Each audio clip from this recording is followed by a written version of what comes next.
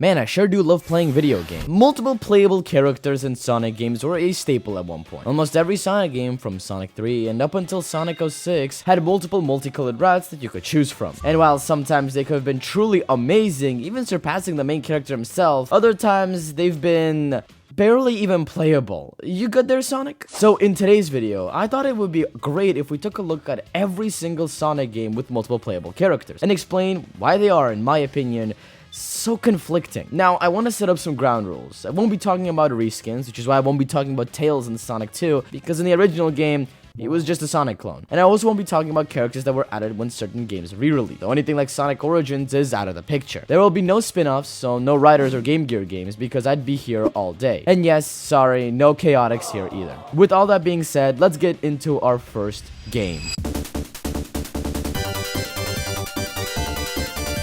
Sonic 3 and Knuckles is a game that I hold very close to my heart. It's the first Sonic game I ever played, and also was the main topic of my first video I've ever made, so safe to say, I love this game so much. Sonic 3 and Knuckles is absolutely the GOAT. It will always be the best 2D Sonic game, and maybe I'm biased since, like I said, this is my first Sonic game, but hey, it's genuinely so peak. But enough glazing, because genuinely I could spend about 2 hours just absolutely praising this game. Let's talk about the focus of today's video, and that is our two playable characters that were introduced in Sonic 3. Tails and Knuckles. Let's start with the Fox. Now yes, Tails was technically playable in Sonic 2, but he was just a Sonic reskin. And you couldn't even use his trademark flight ability yet. The level design in 2 wasn't really built around it either. In later releases of the game, for example with the Christian Whitehead ports, we have item boxes just sort of slapped around high locations that Sonic can reach, and that's about it. Tails in Sonic 3 though has some amazing application. A simple example, in Marble Garden, Tails has a section that only he can reach, since Sonic obviously can't, and there's a lip preventing Knuckles from getting up there. So you have a whole section just built for him.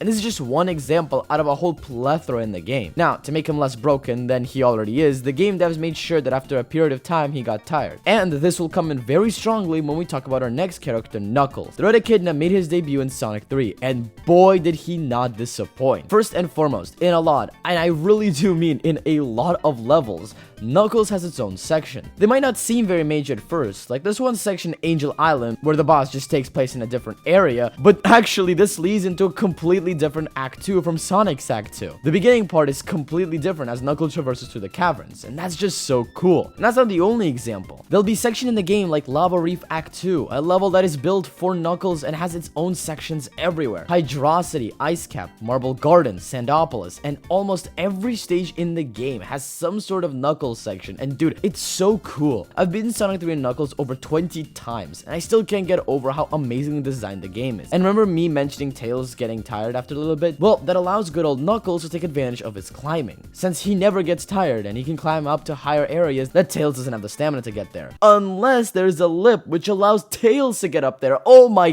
god, this game is so well designed. And moreover, Knuckles gets his own final boss and ending. Since he isn't going to be chasing Eggman to fight the Death Egg, his story ends in Sky Sanctuary, with him having to fight Mecha Sonic Mark II, which is really cool, because now you have two separate endings. One with Sonic going hypersonic and defeating Eggman in space, and one where Knuckles has to face a super version of a Metal Sonic, and I think that's super cool. The only real criticism I have for the playable characters in this game is the titular character, funnily enough. Playing as Sonic feels a tad bit obsolete, mostly because his special ability is his Insta Shield, which, don't get me wrong, I actually quite like the Insta Shield. I think it's super underrated, but compared to the other two's movement-defining abilities, it's quite disappointing. Though, getting the character's hyper forms does make up for it. Apart from being invincible and going really fast, each character does get their own ability when in their hyper forms. Sonic has a screen clearing attack, which can also help greatly with his traversals, since you can aim it in whichever way you want. Think of it as sort of air dash before an air dash was really implemented into Sonic games. Knuckles is a similar thing, in which when gliding into a wall, it will kill all the enemies around, which is also really cool. And Tails has an army with him. Yes, good. Slaughter him. But apart from that, that's all I have to say about Sonic 3 and Knuckles. What an amazing start to the idea of multiple playable characters. And hey, the next game kinda nailed it too. Sonic Adventure, man. I haven't said it enough, but I love Sonic Adventure so much. While I do think its successor is better, the game is still so freaking awesome. One of those great things about Sonic Adventure, though, is the multiple playable characters. We went from 3 playable characters in Sonic 3 to 6 in Sonic Adventure, and it's actually done really well. Starting off with the big man himself. Sonic's gameplay here is genuinely some of my favorite in the series. The translation from 2D to 3D is done marvelously here, and I would be lying if I didn't say the level design is some of the best in the series. There are so many multiple paths and some great utilization of the spam dash. The example that everyone likes to use is the one-up box right here in Speed Highway that is only available when you spam dash up the building. That's really cool, and skipping areas of the level through pure skill is satisfying, I can't lie. And what I will say, since Sonic is the only character who can spin dash, that makes him stand out from the other characters a lot more. Sonic Adventure implements the same ideas of Sonic 3, in which all characters retread the same ground, but through their own powers and movesets make each playthrough feel unique. Speaking of unique, let's talk about Tails. Now in Sonic 3, Tails was a little broken because he could just sort of fly over everything, and here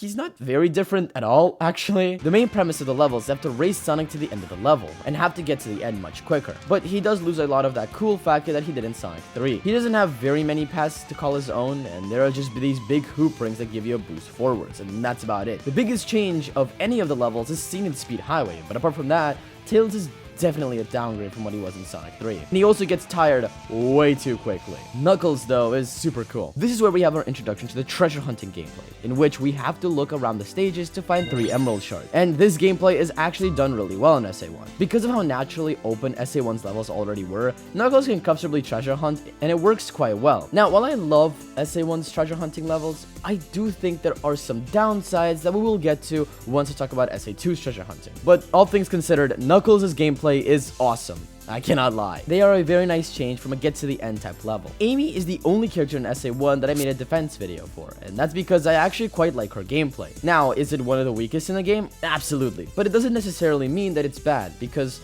well, it isn't. I quite like the idea of trying to get through a level while something is trying to chase you down. It only adds tension at the fact that Amy is already slow. You can run away from Zero, but it isn't always as easy as it may seem. And while I agree the levels are a little too long for how slow Amy is, I do find a lot of enjoyment here trying to traverse as quickly as possible and getting through all the challenges and small puzzles quickly. Though the puzzles are literally made for babies, so that's a bit of a drawback. Like this puzzle in Halt Shelter. Like, what is this? This is made for like a genuine toddler. But overall, while Amy gets so much better when she's playable in Sonic Frontiers, she isn't too bad here. Gamma is probably my second favorite gameplay style in Sonic Adventure. He is just a really fun character to play as. You have to lock on to multiple enemies to get more time in order to complete the levels, since you're on a time crunch. The level design and enemy placement feels really cool, and overall, Gamma feels really good to play as. His controls and movement are also pretty tight, all things considered, and he isn't exactly slow. My only complaint is that his story is exceedingly short. In fact, every character's story never really comes close to Sonic's 10 levels. Tails has 5, Knuckles has 5, Amy has 3, Gamma has 5, and Big has 3. It's not even close to how much longer and more well-paced Sonic's story is. And just when it's getting fun to play as Amy or as Knuckles, their stories are just over. And the same can be said for Gamma, unfortunately. But barring the length, he's really fun to play as. And then we have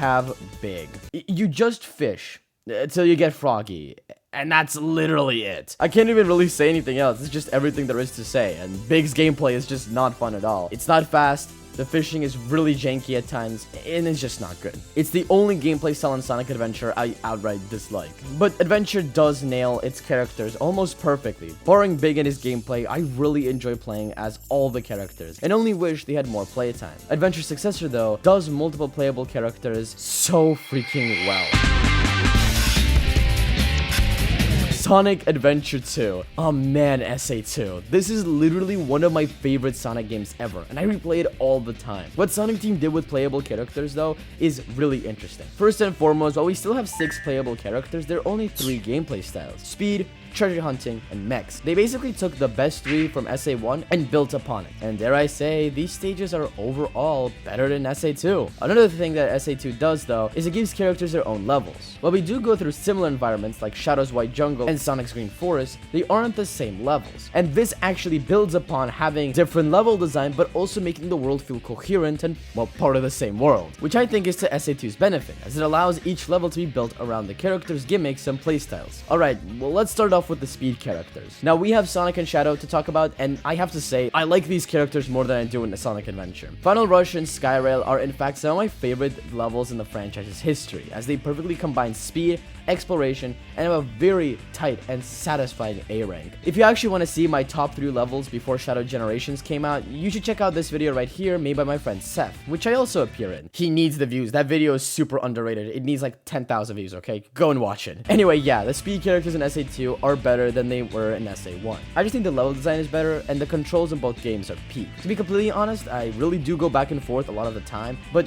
at the end of the day, I think SA2 is better. And to address the biggest criticism that these levels have, a lot of people really are upset that the spam dash is gone, but to be honest, I think the spam dash in these type of levels would not have worked at all and would have made the levels probably worse in my opinion. I'm glad that we have the spin dash that we do because it still has a lot of applicability to be skipping level design. And we also get the addition of moves like the bounce bracelet, which is super fun, and does quite a lot of heavy lifting for one of my favorite things added to the Sonic history, the scoring system. Now, there was not really a scoring system before in Sonic games, and what it is now is just absolutely amazing. If you chain a certain amount of enemies before touching the floor, you get these bright, flashy colors and words up on the top of the screen, and it's so much fun to be able to chain enemies together, and especially when you use the bounce bracelet to make sure you still keep that score before landing on the ground. You can get some amazing score in these levels, and that allows you to nab those A ranks so much more satisfyingly so. But if you want to talk about score, let's talk about the mechs. Now, I made a whole video on why I think mechs in SA2 are actually better than Gammas in SA1, so go check that out if you want my full thoughts. But to paraphrase, I think Gamma stages in SA1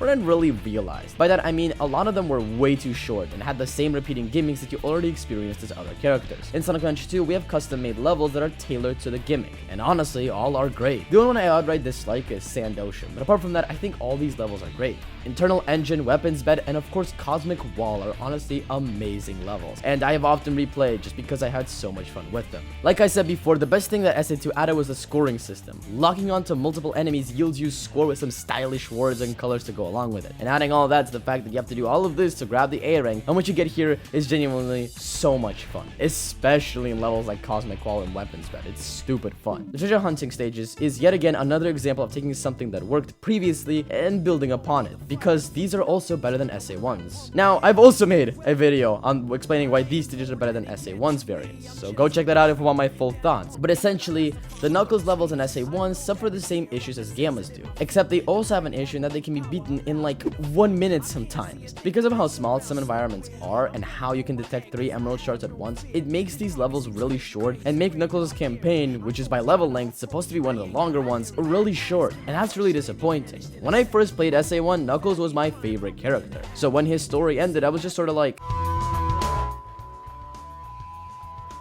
that's it?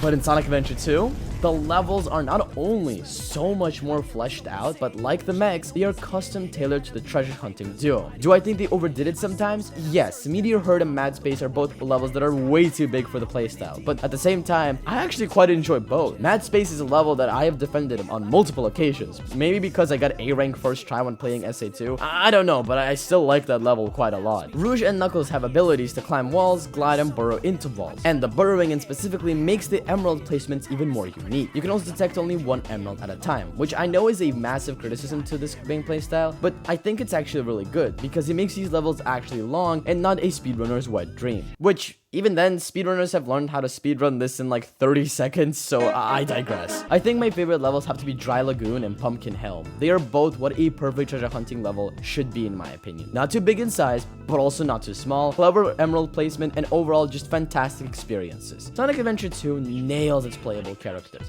perhaps even better than its predecessor. But the next game, oh boy, what a fall off.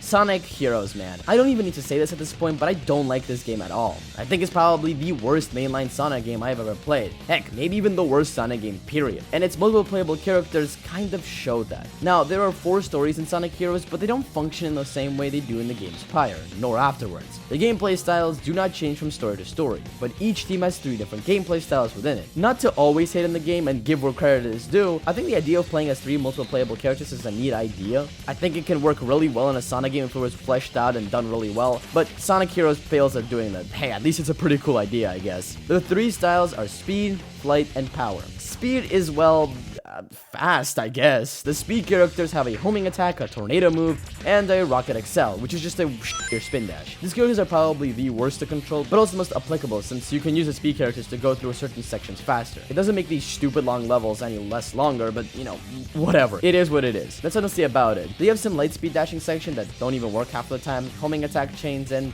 that's about it. And of course, you know, you gotta grab on the pole, swing around, and get to the next area. And, you know, that also sometimes breaks, but whatever, it doesn't matter. The flight characters are used to fly over the required obstacles, but also get up into higher sections of the level. They also have an attack called the Thunder Shoot that helps them deal with flying enemies. Now, they aren't as slippery as the power characters or the speed characters, but also, when they run out of flight, they drop like a stone, which will kill you since you cannot control them at all. It's almost a little bit like the Mach speed sections in Sonic 06, because when you jump, you can't control Sonic in midair. Same thing here. When you run out of flight, you cannot control your characters at all. And also, they have a speed...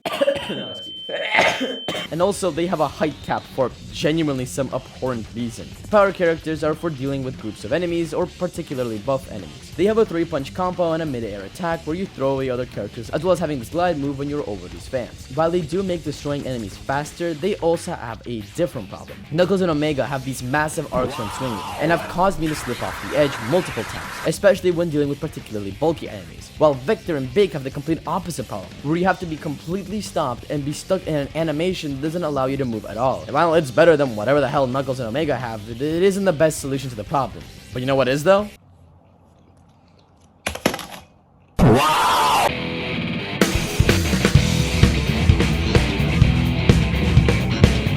Sonic 06. We're back talking about this game again. There are 3 stories in Sonic 06, all being spearheaded by a hedgehog, Sonic, Shadow, and Silver. But there are not 3 playable characters in this game, there are actually 9 to play as in total. And they're all almost completely unique to one another. So no preamble here, straight into it, alright, let's go. Sonic here is very similar to the way he was in Sonic Adventure and Sonic Adventure 2. Except it's Sonic 06, so he's way worse. He has the spin dash, if you can call it that, the homing attack, bounce, and all the moves that make Sonic, well, Sonic. The new additions are the endings to 4 levels of the game, aka Mach speed sections. These ending sequences are amazing, having you rush at high speeds without being able to stop, and the set pieces are just so freaking beautiful. The waterfall at the end of Kingdom Valley, chasing the train at the end of Radical Train, or escaping the tornado at Crisis City, they are all so amazing. Too bad you can't control Sonic in midair. Yeah, this really sucks and makes this cool idea go kind of to waste, which is Sonic 06 as a whole, isn't it? Anyway, Sonic isn't bad per se. He's one of the better characters to play as in Sonic 06, and believe me, there are certain characters that are a lot worse. Hey y'all, Future NeedleMouse here. When initially writing the script, I just sort of forgot about Sonic when he's carrying Elise, and how that makes him basically a separate character. So I'm just gonna quickly talk about it here. Sonic, when carrying Elise, pretty much loses all of his abilities, apart from the homing attack. But at the same time, he also gains a new ability I like to call a plot device. Out of nowhere, Sonic, when holding Elise, can just sort of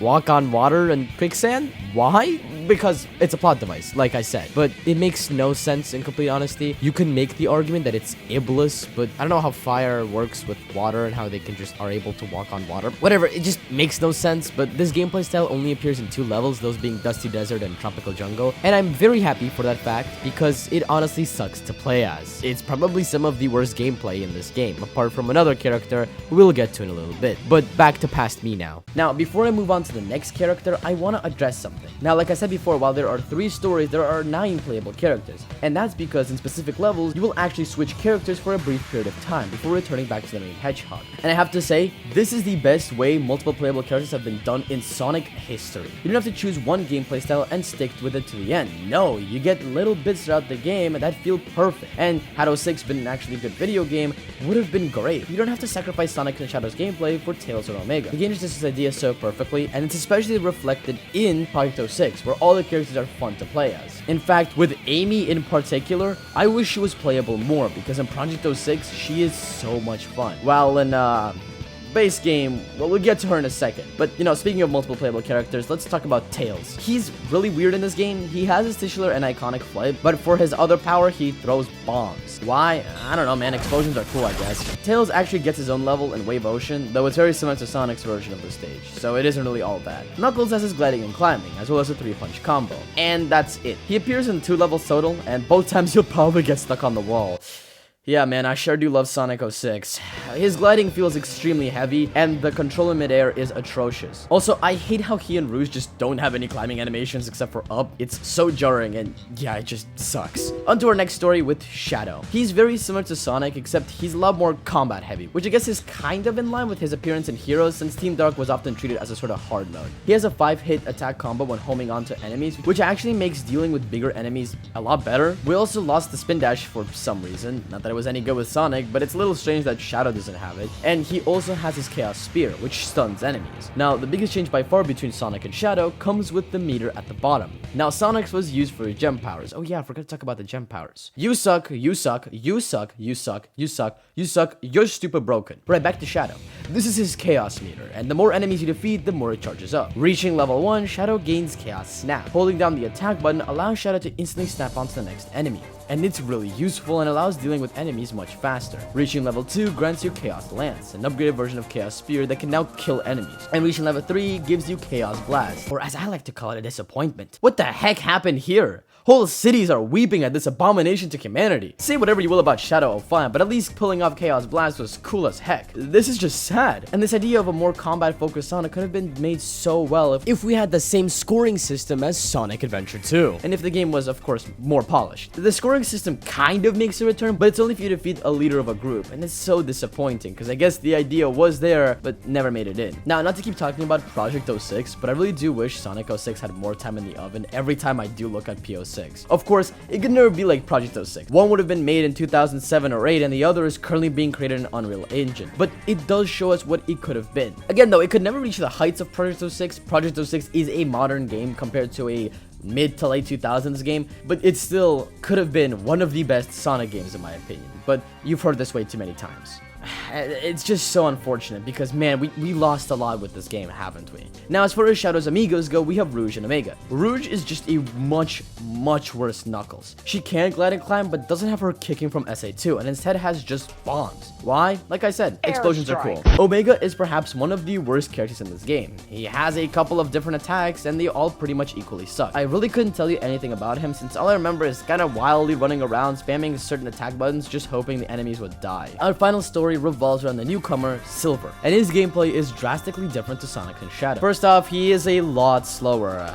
Yippee! But his main gimmick is psychokinesis. Silver's way of attacking enemies is picking up objects or catching missiles and throwing them back at the enemies. It's very monotonous and frankly, really bad. He also has this short glide, which is pretty cool. You can spam it and it will carry you farther, which I guess is kind of cool. Listen, man, I need to find enjoyment wherever I can, okay? But apart from that, he's just a slower version of Sonic with cool mind abilities that kind of don't work half of the time. His two amigos are Blaze and Amy. Blaze is probably the third most fun playable character in the game after Sonic and Shadow. She's just as fast and has some cool fire attacks, a double jump, and overall it is just more enjoyable. Now, this is still Sonic 06, so she's still very bad. Sometimes I want to do a certain attack and it just does another one for some reason, because I guess let's bind two of her attacks on the same button. Her homing attack is really strange and hard to control at times, but overall she's pretty fun and even gets her own level in Wave Ocean, which I will say is pretty enjoyable. Amy is the worst character in this game by far. What the actual hell happened here? Her double jump makes Blazes look like perfection, and she has perhaps the worst control of any character in the game. She has one weak hammer attack and for some reason can turn invisible. Why? Explosions. But in all seriousness, Amy is so bad in this game. No wonder they never try to bring her back until Sonic Frontiers and Superstars, because she by far got the most backlash of any character. After Sonic 06, we did not see a Sonic game with multiple playable characters again until 2011. And no, the Werehog isn't another playable character, since he's just Sonic, but Wolf, I guess. But speaking of that 2011 game, let's talk about it.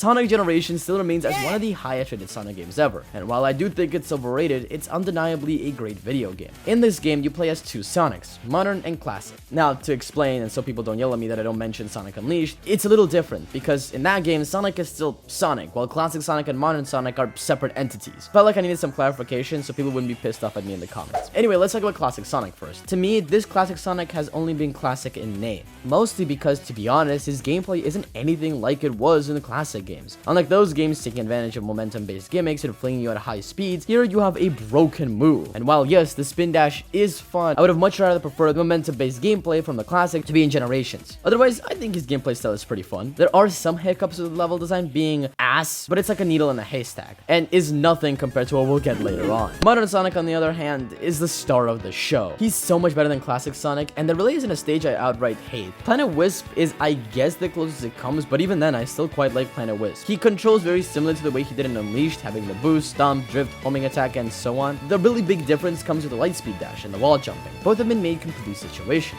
and almost obsolete, especially when talking about the former. There is maybe one stage that uses a lightspeed dash, that being Speed Highway, and then never again. Whereas in Unleashed, once you unlock it, going back to older levels reveals faster and more optimal paths. My favorite example, of course, being in Rooftop Run, skipping this whole clock tower section. The wall jump being nerfed is also unfortunate because you could actually do some cool stuff with it in Sonic Colors and Unleashed, since you could stick to basically anything. But barring those two, Modern Sonic is amazing. I sure hope they won't screw up his gameplay for the next time he appears.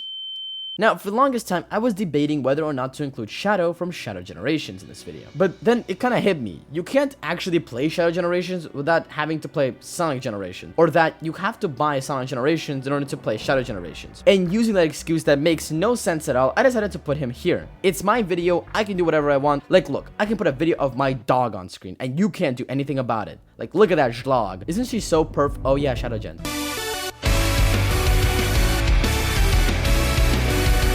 Now, it is no secret that I think that Shadow Generations is the best Sonic game, and much of it is thanks to Shadow and his gameplay. Now, Shadow is very similar to Sonic, but he's given his own arsenal of Chaos abilities and Doom powers. As far as his base moveset goes, we have a boost, stomp, homing attack, and so on. You know, the basic boost Sonic moveset. But he also has two abilities unique to him: Chaos Control and Chaos Spear. Chaos Control is at its best in the series. It stops time completely and allows you to perform some really cool tricks. You can make objects stop and give you footholds to alternate pathways. You can stop time and homing attack onto flying rocks and debris to access another path that you've never even seen before. The possibilities with this power are amazing, and I'm so happy to say that Shadow Generations does everything great with it, and more. There isn't a singular stage that doesn't have at least some application of the power. Chaos Spear is cool too. You can use it to stun enemies and open switches to brand new paths. I think my favorite utilization of it is in Chaos Island Act 1, where if you quickly Chaos Spear these two switches, you unlock a pulley and skip most of this interior section. But of course, Shadow gets more and more powers throughout the game, known as the Doom powers, and in complete honesty, all of them are just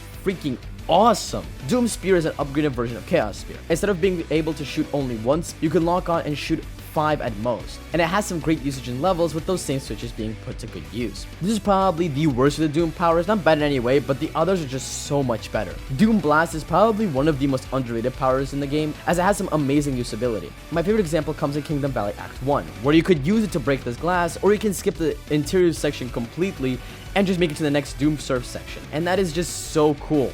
Opportunities like that open themselves up in the game all the time. And even the open zone, there's some secret little passageways that you can get to using Doom Blast. Doom Surf is the next one you get, and this is a very cool way to move around on water. And with surfing being in this game, this adds so much more potential to level design, which shines true in levels like Kingdom Valley Act 1. In the massive open water areas, there is just so many paths to take, and it's all so cool. The chase sections with these Doom Alien is really cool, and the usage of Chaos Control here, with you being able to access a much faster path if you first Chaos Control, jump up your Doom Surf, and Doom Blast this enemy, is just so freaking cool. Kingdom Valley in general is a near perfect boost level, but that's a video for its own time. Doom Morph is one a lot of people really disliked when they first tried it out, but slowly grew to appreciate it. I almost immediately got the controls down, and I have to say, this power is awesome. Being able to transform into this cool alien squid thing and transform these inhospitable parts of Chaos Island is super awesome. And this power also has so many layers to it. If you let go of the homing attack partway through your swing, Shadow will immediately shoot forwards in that direction, allowing you to get some crazy vertical movement. This can be especially seen in one of Chaos Island's challenges, where in order to go fast and grab certain collectibles, you need to learn this trick, and it's just super rewarding. And finally, we have Doom Wing, which is essentially Super Shadow. You become invulnerable and slowly lose your rings. You can also just fly over a lot of things. I think my favorite way to use these wings is actually in the open zone. Just flying around and looking is something I've always loved with all my heart. It's something that I used to adore in Sonic Frontiers, just sort of walking around the open zones, and the same can be said in Shadow Generations. So is Shadow in Shadow Generations technically another playable character? No, but I wanted to gush about how peak this game a little bit more. Anyway, our next game, well, they nailed it once again. Sonic Mania. I made only one video on this game, which is now very dated, but don't get it twisted. I love this game. I still think Sonic 3 and Knuckles is better, of course, but Mania is the GOAT. Such a fantastic video game, and is perhaps one of the greatest 2D platformers of the 2010s. Sonic Superstars wishes it with this game, because it does everything right. The only thing this game lacks is original levels, because I can only imagine a whole game filled with pressed gardens and studiopolises. Otherwise, yeah, this game is amazing. And what it brought back with it are the multiple playable characters from Sonic 3 and Knuckles, and then some. So let's start with the main man himself, once again. Sonic. He is identical to the way he was in Sonic 3, except for one move that has defined the franchise and has been added to every game after Mania, the drop dash. This move, as I said before, is franchise defining, almost as important as the spin dash in my opinion. When in mid-air, hold the jump button, and when you hit the ground, Sonic immediately spin dashes, preserving his momentum. This is exactly the change I wanted from Sonic 3 to make the main character more unique from his other two companions. And now, I literally cannot play any other classic Sonic game without the drop dash. It has been that important to me and my gameplay ever since I played Sonic Mania, which is why I'm super happy that when Sonic Origins released, every single game in the collection had the drop dash. Did some of them have roll locking at launch? Sure, but at the same time, again, we still had the drop dash and it felt so good. And I can say thanks to that to Sonic Mania. I mean, heck, even when they added it to Sonic Generations when it re-released last year, I used it and still use it all the time with classic Sonic. Not modern though, his drop dash is really bad to be honest. And with how the level design of Mania works, you will find yourself drop dashing all the damn time, and it's awesome. As I mentioned before, it finally separates Sonic from the other characters and make his playstyle not only unique, but perhaps even the best of any playable character in the game. But speaking of the other playable characters, let's talk about Tails. He's virtually unchanged from the way he was in Sonic 3, movement-wise anyway. He also has some different paths he can take and grab power-ups that only he can grab, but that's about it. And yes, he is still broken as all hell. Tails, you want to get down from there? No? Okay, I guess it's fine. It doesn't seem he has many different paths compared to the later characters, but there are times where I find him more useful than Sonic or even Knuckles. Speaking of Knuckles though, he is exactly what I wanted. Knuckles has so many different paths and so many different ways to play. I mean, heck, he gets his own level in Mirage Saloon, and that's just so cool. His gliding and climbing are put on full display in literally every level, and I think he and Sonic often trade places as my favorite character in this game. He also has his own section in Lava Reef, just like Sonic 3, and even gets his own boss fight with the Heavy King and the Master Emerald. Man, this game is just so cool. And that was the status quo until Sonic Mania Plus dropped. Not only did we get a brand new mode with 3 mixed levels, that being Encore mode, we also got 2 brand new playable characters. Mighty and Ray were a duo that have not been seen in literal decades. Ray last appeared in a little arcade game called Sega Sonic the Hedgehog in 1993, and Mighty last appeared in 1995 with Knuckles' Chaotix. But finally, the two got time to shine in Sonic Mania. Like I mentioned before, Mighty was once playable in Knuckles' Chaotix, which I could have included, but decided against it because this video is already long enough. We're at 50 minutes and I still have so many games to talk about, oh my god. In said game, Mighty was probably the worst playable character to play as, since he had a wall kick that wasn't even that good compared to all the other characters. But compare that to his appearance in Mania and it's almost night and day. Mighty gains a brand new ability called the Hammer Drop. Once in mid-air, click jump again and Mighty drops down, crushing everything below him. It's sorta like a stomp, but kinda cooler. He also is invulnerable to spikes, but only on your first hit. If you hit the spikes twice in a row, you will take damage, which makes sense since otherwise that would have been way too broken. Ray has a really cool spin on gliding. Instead of clicking the jump button in midair and just sort of gliding down, Ray can dive down and then up again to gain height and momentum. This makes him perhaps even more broken than Tails since he doesn't get tired at all. So you can just get to a high point in the stage and have fun. And I want to mention here how awesome each character's animations are. One of my favorite examples has to be 100% the way you climb in Flying Battery. Everyone has these regular animations where they carefully go across, and then there's Ray. Yeah, this game is peak. But the next game, what the hell even happened here?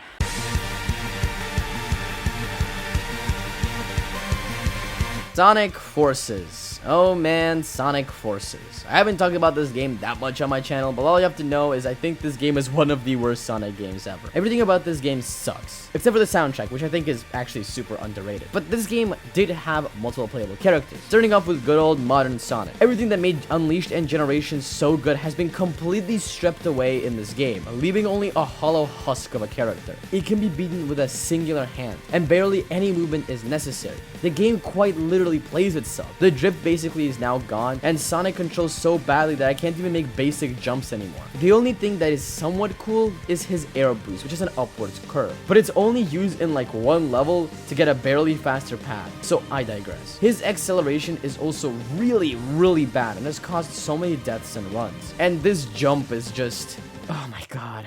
I mean, look at Sonic himself. He looks like he has his soul completely drained from his body. Is this what depression feels like? Classic Sonic is also back, and he's somehow worse than he was in Sonic Generations. Forget momentum, this classic Sonic doesn't even work right in any way. At least Gents Classic had a broken spin dash, but it's gone now. And the level design is so atrocious, it's not even funny. In fact, there are maybe only 2 levels in this game that are well designed. None of them are classic Sonic levels, by the way. This game should have honestly killed classic Sonic, but he comes back a little later. And at least he's better. The newcomer of this game is the Avatar character. Now everyone can have their own DeviantArt OCs in the game. This is my OC, guys. His name is, John.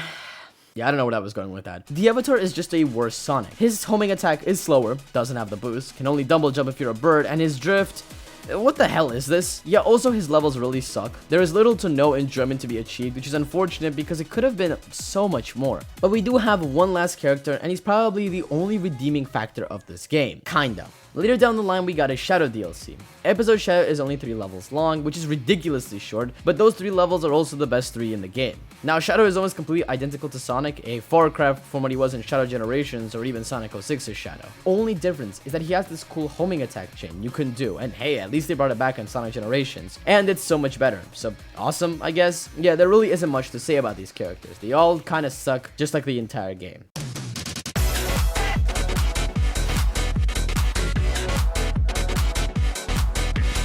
Sonic Frontiers, man. They could never make me hate you. This is still my second favorite Sonic game, only beaten by Shadow Generations and tied up with Sonic Unleashed. Everything about this game I love, and when that DLC was announced, you can bet your entire life savings I was so hyped. The Final Horizon gave us a brand new, much more climactic finish to the game, and the number one thing they introduced was the multiple playable characters. I want to start with Sonic himself though. Sonic controls in this game are near perfect in the open zone. The turning feels right, boosting around is so cool, climbing up these massive towers, it's all just great. This is my favorite controlling Sonic of all time. I'm being completely serious. He feels so nice to control, and you even have these sliders to make him control however you want. Cyberspace is a separate case though. The controls for some reason are different, and they are so much worse than they were in the open zone. I'm really unsure as to why this change was made, because having the open zone controls would have made these levels miles better, but I digress. I've said my piece on cyberspace levels in this video here, so if you want more NeedleMouse rambling, go on and check it out. The final thing I want to talk about is Sonic's combat in this game.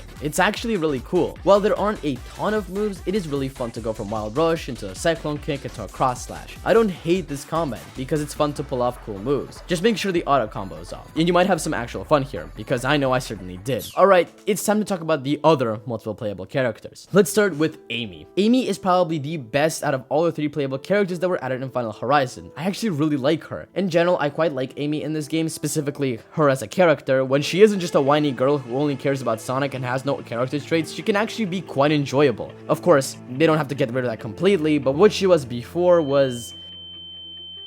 no thank you, that's just no bueno. In fact, she is at her best in Sonic Frontiers since Sonic Adventure, I cannot lie. I don't care if I get jumped by all the Amy stands on Twitter, I'm right, I'm sorry. But as far as her moveset goes, she has a skill tree. Her controls are essentially the same as Sonic, but she has a higher double jump and another jump that leads into a glide. Because of this, a lot of her platforming is very vertical, and I quite like it. She has a really nice stomp and also some cool moves, like this lock-on move and a cart spin. But she also has some downsides. For one, she has a noticeable delay on her homing attack. It's not very bad, but it is very noticeable. Her maximum boost is this card circle thing, which I will say is super cool and can even drift, but it has a wind-up, and believe me, we'll get to wind-ups in just a second. Her skill tree is also very small. It looks big, but when you actually take a closer look, you actually find out that most of the moves are already unlocked, and those moves are just basic moves that Sonic didn't even have to unlock. Like a homing attack? Come on, Amy, Sonic could do it with his eyes closed. The moves she does have are not very good in a combat. I'd go as far as to say as they honestly suck. The moves on their own are cool, cool, but in combat, yeah, it's a big no-no. The biggest thing that I do quite like is her and the other versions of the quick side loop. Enemies in Sonic Frontiers have these really cool secrets when you perform a quick side loop on them. The tower, for example, loses all of its sections, so the head is the only thing left. Do it again and the collar is gone. One more time and he's dead. Now, Sonic only has 2 quick side loops before he has to build back another one. The other characters, though, have a lot more, allowing you to deal with enemies like Spider Plus much quicker. And that is honestly super cool. I wish all of the enemies had something like that, because there is literally no reason for me to ever want to fight Tank as not Sonic. So, no thank you. But anyway, Amy's cool. I think out of all the characters, she's probably the second best behind Sonic. Knuckles, though, oh god, what did they do to you, my boy? Now, for Knuckles, I want to talk pre-patch and post-patch, because the boy is wildly different. His pre-patch version is a sight to behold of all the wrong decisions Sonic Team made. Starting off with the most abysmal part, that being his glide. Knuckles has this absolutely atrocious wind-up animation before actually entering his glide. It is so unbelievably jarring, and to make it even worse, his mid-air control. He controls like a tank mid-air, and try making a mid-air turn, I dare you. And the wind-up don't stop here, because guess what? His stomp also has a wind-up too. What is it with this game and stopping you mid-air for no reason at all? If I click a button, I want the input to happen then and there. No, wait like 3 seconds for a delay. His homing attack also has a delay. You know what, at this point, let's just get to the positives. His on-the-ground control is great, just like all the other characters, apart from his side loop, which also has a delay. You know what, whatever, just forget it. His climbing can be honestly super cool, especially in these elaborate areas all over the island. Now, climbing in Frontier has always been a little 50-50, but it isn't too bad with Knuckles, I guess. Because these climbing sections are mostly these blocks, it kind of mitigates all the problems Frontiers had with climbing. Not completely, of course, but the improvement is noticeable. But with how bad the gliding and mid-air control is, you can't notice it sometimes. Knuckles' boost has no wind-up though, and that's actually really cool. But do you know who does have a wind-up though? Tails and Amy. Game. Why? The game loves throwing these in, and it makes literally no sense as to why. Like, sure, it looks cool the first time, but after the 10th time, it just gets so unbearable. But we should talk about post-patch Knuckles, because the improvement is kind of insane work. Well, first and foremost, the wind-up for gliding is gone. Crowds are cheering. World peace has been achieved with this one simple change. And it gets even better, because his movement in midair is now smooth as butter. You can almost immediately just switch any direction, and it feels so much better. The stomp still has a wind-up though, and you know, cool, I guess. But these two changes alone already make Knuckles so much better than before. He still isn't as good as Amy, but he gets close though. His combat is alright. He has like 3 moves and that's about it. They are more applicable than Amy's, sure, but since cyberspace was almost useless in update 3, it doesn't matter whether you want to kill the Guardians, since you don't really have to. Tails is probably the worst character in the game, but he also is the most broken by far. Just like the others, how much time? Oh my god, I have so much left. Oh my god. Just like the other characters, his on-the-ground control is great. When flying midair, you can control him really well too. But his flight also has a wind-up. God damn it, man. It's not nearly as bad as Knuckles is, but it's there, and it sucks. He also just doesn't have a homing attack, like Knuckles and Amy do, but he doesn't? Come on now, what is this? Instead, he just throws wrenches. And to be honest, it is really funny when you can do this.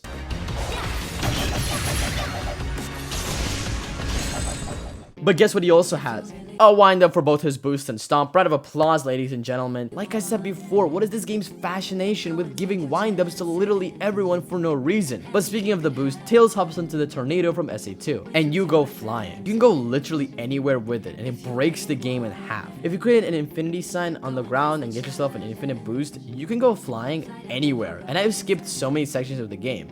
I guess he still lives on. His combat is chucking wrenches at enemies, and that's honestly about it. After the patch though, Tails has become a monster. Nothing can stop his beast. It's insane. That being said, post-patch didn't address any of the negatives Tails had, which makes him fall short of his counterparts, which is unfortunate because I think it could have worked quite well in an open zone game. Which is why I'm so hyped for Sonic Frontiers 2, because it could make the perfect version of these characters, using the final horizon as a sort of blueprint. Frontiers in general is a perfect blueprint for a perfect Sonic game. Sonic Team just have to reach up and seize it with the next Sonic game. That being said, we only have 2 more games to talk about, and I'm super happy about that because, oh my god, this video is already too long.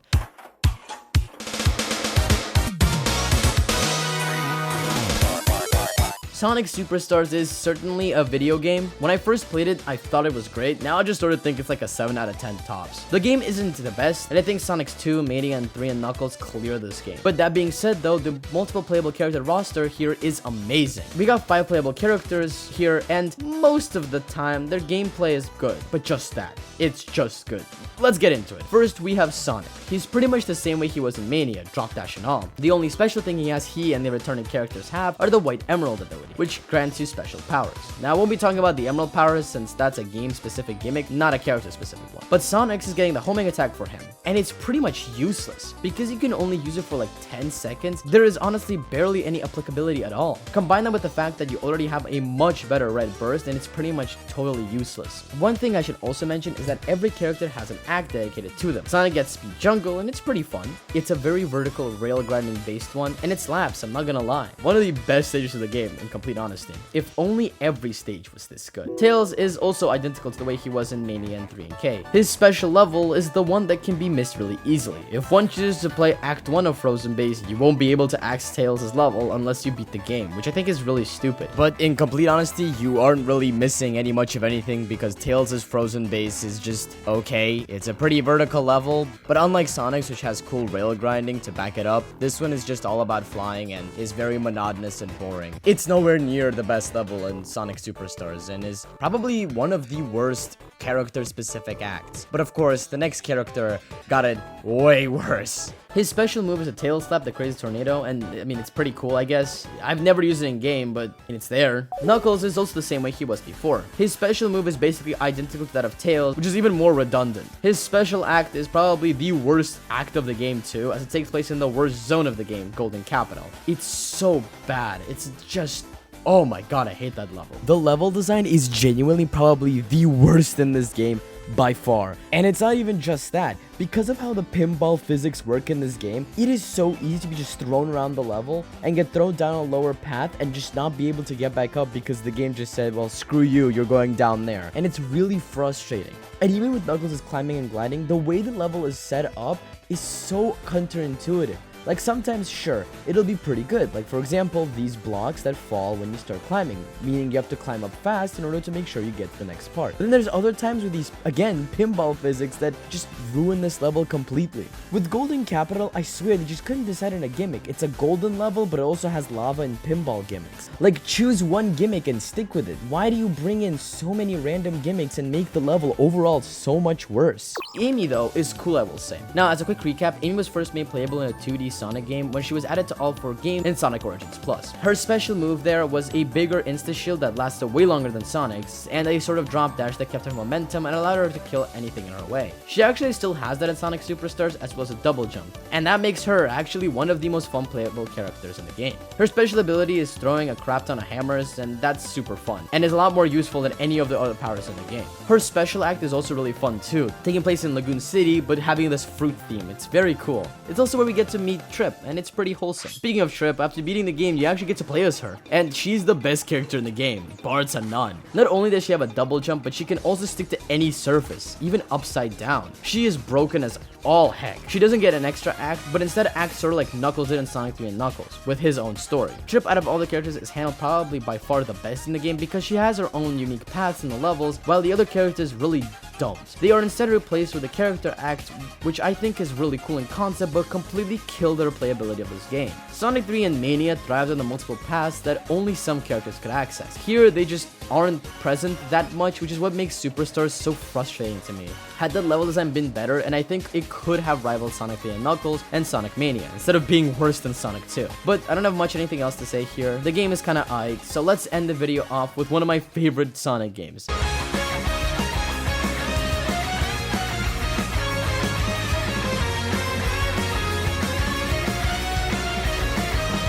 Sonic Dream Team is the GOAT, and I will have it no other way. This game slaps in every way, and it especially did after all of its updates. The game actually gave us multiple playable characters, and all types are actually really fun. Starting off with the speed characters, Amy and Sonic. Their special abilities are a light speed dash and a mid-air dash, which both can be used to amazing effect. The light speed dash carries your momentum, and while it cannot be used on every ring cluster, it is very useful, and it has very cool skips throughout the game. The mid-air dash is very useful, and it once again has fantastic application in the game. There are several challenges in Scrambled Shores where it shines. The characters also have some of my favorite animations in 3D Sonic history. The way they move, run, boost, and oh my god, those board animations. I really want to talk about these. I know it's not technically part of their moveset, but I don't care. We're at the end of the video and I need to talk about them. Every single one fits these characters so perfectly. Amy has a really cute one, but also has one where she's pulling out her hammer, showing her determined and stronger side. Sonic is cocky as always, and it's amazing. He even looks at the camera at one moment, sort of showing like, okay, when are we going? Tails fluffs up his, well, tails, and even sits down for a moment, showing that he's, well, still a kid. Cream has adorable animations with cheese. Knuckles is exactly the way he was in Sonic 3 and Knuckles, punching the air and getting himself ready for battle. And with Rouge,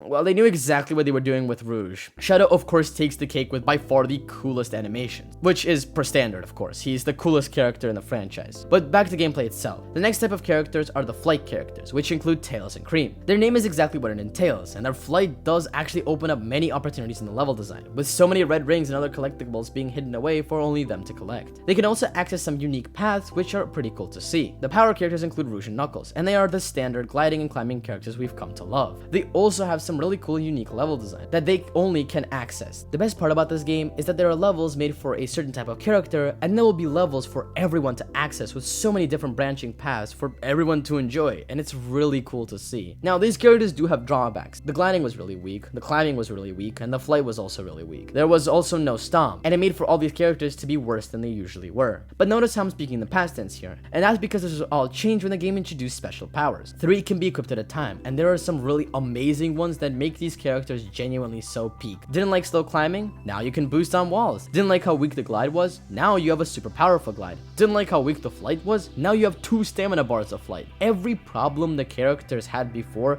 have been fixed thrice-fold. Oh, and the stomp is here too, and it's awesome. The game was elevated once more with the recent introduction of Shadow the Hedgehog, who has become my favorite character in the game. Shadow's abilities are Chaos Control and Chaos Dash, 2 abilities that, especially the latter, break the regular game in half. Shadow on his own can scale heights and get to places the other characters can't even get to, and that makes him the most broken character in the game. The only thing I wish is that there were more Shadow-specific levels. You get some every day in these Tail Challenges missions, but they disappear after 24 hours. A full Shadow campaign in this game would have been a dream come true. Pun entirely intended. Hey y'all, very future NeedleMouse here. This video has been taking me so long to do that in fact, my big hope of actually getting a Shadow campaign is sort of kind of now in the game. And, well, I just played a little bit of it because I haven't unlocked all of it, because you have to unlock all of it through the Tails challenges, and unfortunately a lot of my data got reset, so now I have to just sort of re-unlock everything. But that's not where the point is. The point is I got to play the first one, and I have to say this is the most fun I think I have ever had in Sonic Dream Team, period. Quickly, before I get into my actual thoughts, this part is unscripted, so if I sound a little strange here, it's because I have no script, so I'm just gonna yap my thoughts away. So sorry about that, but here we go. Basically, this Shadow campaign involves you having to destroy these nightmare things. Essentially, there is one central nightmare, and you have to go around this pretty big open map using brand new things that were just added in this update in order to be able to destroy the main central nightmare and finish the level. Now, I have to say, first of all, the nightmares are really cool. Now, I sincerely hope that Shadow has his own final boss of some sorts with a true nightmare, because the thing that this game does is genuinely super cool. As you get close to these nightmares, the music goes completely dull. You hear nothing but these like whispering. It's like actually terrifying. Your screen gets black. It's amazing. I love it so much. But anyway, a lot of the gimmicks that they introduced are a lot of spring gimmicks and pole swinging and momentum-based gimmicks that we've already seen in Sonic Dream Team, and these work fantastically. The red ring locations, and at least of this first level, were really fun to get, and while pretty easy, were really enjoyable. They also added this jump thing from Sonic Adventure, you know, the one where you get on one thing and you constantly press jump and Sonic, or in this case Shadow, jumps from one place to another. I think that is super cool. Overall, the level design of these open areas are amazing, having some super fun utilization of Chaos Dash and Chaos Control, and honestly, I love both very much, so I'm super happy that they are getting much more time to shine. Now, again, I've only played Scrambled Shores as I just haven't been able to unlock any of the other levels, but rest assured, once I'm able to unlock all the other levels, I might make a separate video talking about these levels, because these might be some of my favorite in the game, if not my favorite. I really enjoyed my time playing through them, and again, this basically scratches the itch of original Shadow levels, because they, for all purposes, really are, as Shadow traverses all of the areas that Sonic did, but instead of just getting to the end or doing a couple of extra challenges, his mission involves destroying these terrifying abominations, which is on par for Shadow, let's be honest here. The only thing I hope for is that we get more levels, more challenges, and a final boss just for Shadow, making this feel truly like a special Shadow campaign, because that would be just amazing. But overall, this brand new update is so much fun. I love it. Thank you so much, the Sonic Dream Team team. The Sonic Dream Team team. What the hell am I cooking here? Thank you so much, the team behind Sonic Dream Team, so Hardlight, for doing this, because genuinely, I have had so much fun playing that level, and you can bet your entire goddamn life savings I will be playing the Tails challenges on the daily, unlocking all of these levels, because this was so much fun. But anyway, back to past NeedleMouse and whatever left of the video he has, because let's be honest here, I just want to be done with this stupid video. Oh my god. But that remains to be seen, of course. Overall, Dream Team has some fantastic multiple playable characters, and especially so post-updates. So, yeah, that was multiple playable characters in Sonic games. While oftentimes they are good, they can also often be really bad, which is what makes them so conflicting. And I really hope they don't disappear. With the groundwork that Shadow Generations and Sonic Frontiers, the Final Horizon have placed, we can have in our hands an unbelievable experience when it comes to multiple playable characters. And introducing some ideas from Sonic Dream Team, I strongly believe we could see a renaissance in multiple playable characters in Sonic games. Heck, we're basically in one right now. With the whole Year of Shadow thing just wrapping up, the possibilities of yet another playable character that isn't Sonic taking the center stage are actually quite big. Even so, I seriously hope that future Sonic games, like, for example, a potential Sonic Frontiers 2, could include the main playable characters like Amy, Knuckles, Shadow, and Tails, and actually integrate them much better into the gameplay.